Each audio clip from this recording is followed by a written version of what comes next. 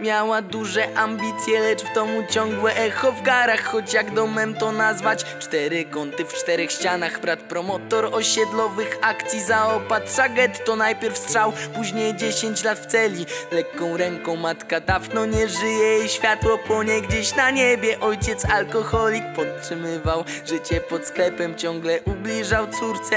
Ten stary durny frajer co dzień szantażował, kazał klękać i łapać za faję. Świat jest tak sprawiedliwy, że dostaniesz w plecy kulkę. To nie ludzkie, ziom, jak ojciec możesz macić własną córkę. I gdzie jest całe prawo? Miała dość życia pod kluczem. Planowała to od dawna, nie mogła od tego uciec. Przyczaiła się pewnego razu cała roztrzęsiona. Ktoś wszedł, zamknęła oczy, coś trzymała w dłoniach. To jedna sekunda trafiła z końca do końca, ręce czerwone z żalu.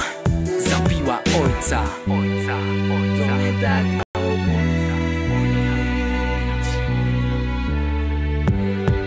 To nie tak miało być. Była chłodna, a